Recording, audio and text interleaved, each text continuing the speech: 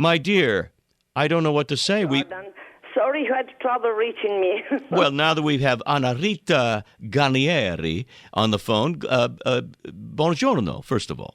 Yeah, perfect Italian. Buongiorno. That's all I know.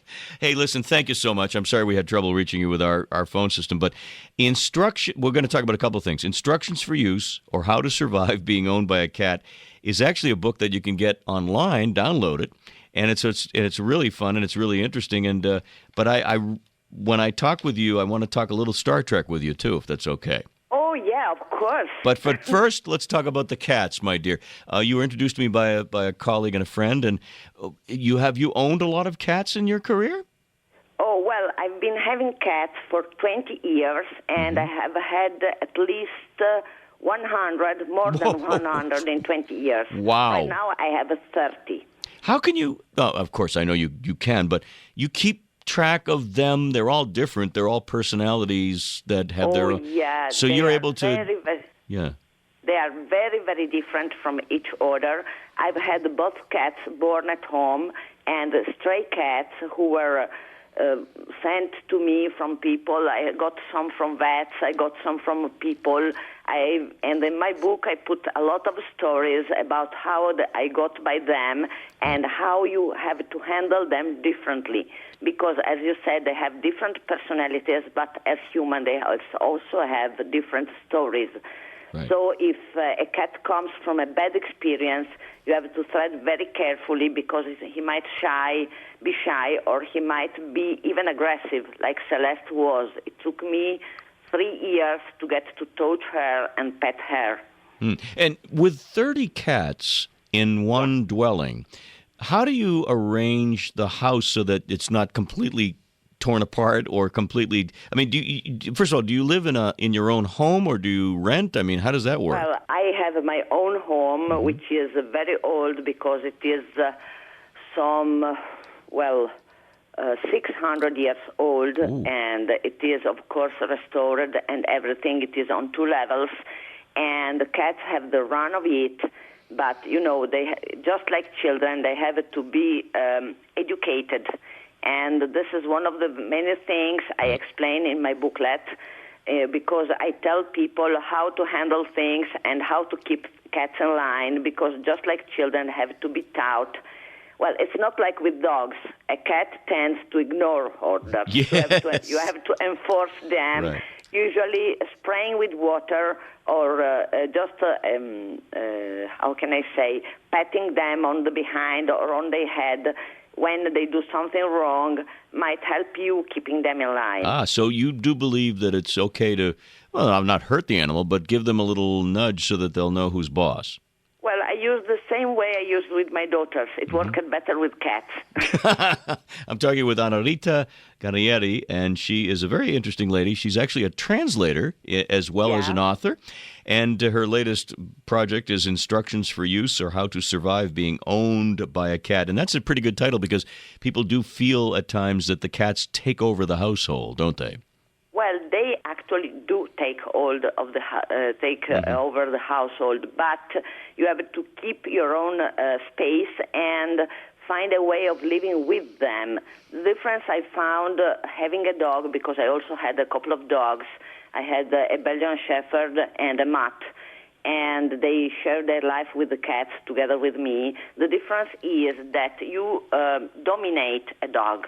My Belgian Shepherd was some 70 pounds of dog, but if I raise my voice, she would cringe. With a cat, you never have that. With a cat, you have to create a relationship of mutual respect, and he will respect you if you make yourself be respected. You must be the dominant cat in the house. There's a term. Again, it's been used in advertising over here that cats are, and the word is finicky. I don't know if you know what that word is, how it translates in Italian. It would be cats are very picky about what they eat. They're very, they turn their nose up at certain things. Do you find that, well, first of all, do you have an issue with cats and what they eat? I mean, are they willing to eat whatever you give them, or are they choosy?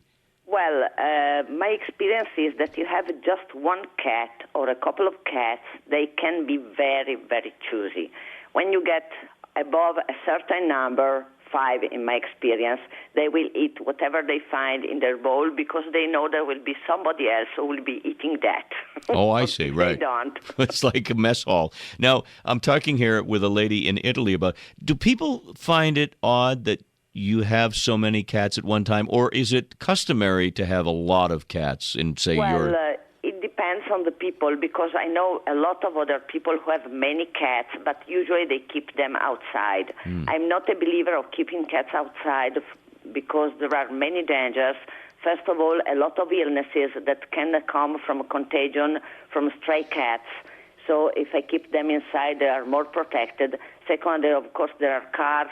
There are people who can steal them, etc. So I prefer to keep them inside. By the way, let's tell people, before we continue here, how they can download your book and buy it and so forth. What's the best way for them to do that? Well, the book can be downloaded directly from Amazon, can be downloaded from Smashwords, or getting directly on the site of my publisher, which is Inknbeans Press. Well, let's spell it Inknbeans, right? I-N-K. Inknbeans. Would you spell that? I-N-K-N-B-E-A-N-S.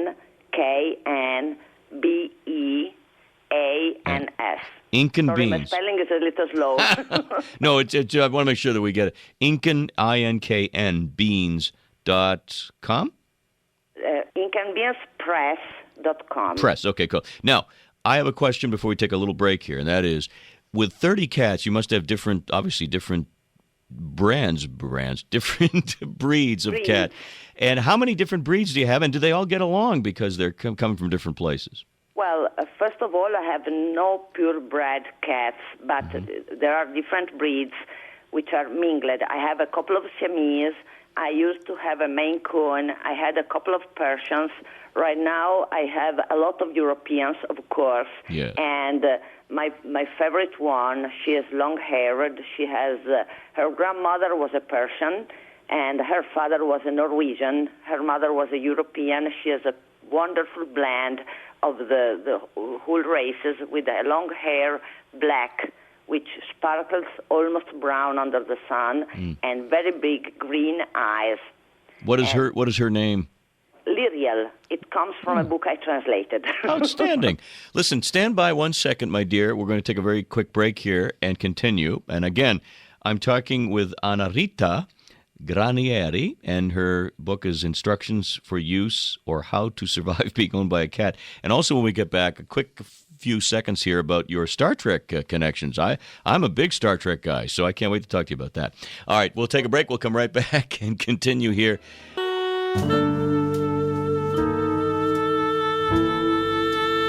JR with you here. It's 2:52 Eastern Time. We're talking to a lady in Italy right now, where it's later in the morning.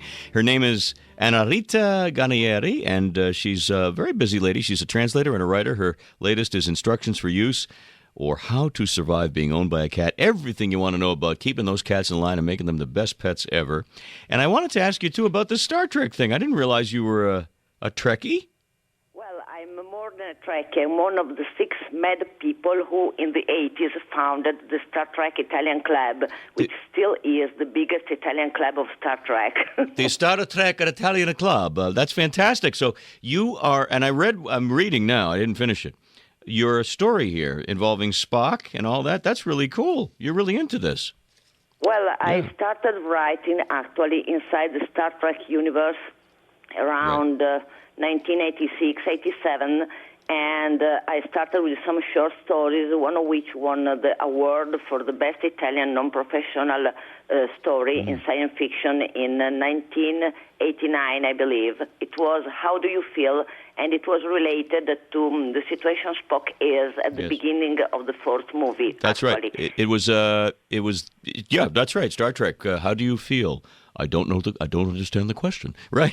I love that. Exactly. That's it. I'm a huge Star Trek person here. Yeah, that was the spot I related to because it was a sort of a psychological excursus within the situation he's having, his dialogue with his mother, his attempt to find himself again, and his relationship with Kirk, of course. Of course. And then I wrote a novel, a short novel. It was The Caves of Arcadia that won a 3rd place in the same kind of award the next year, and it was set just after the first movie, which Now, is my favorite period. Do they have Star Trek conventions in Italy at all? Yes, we have a yearly Star Trek convention. I'm not going to them anymore because I dropped it off a few years ago. Too many things to deal with.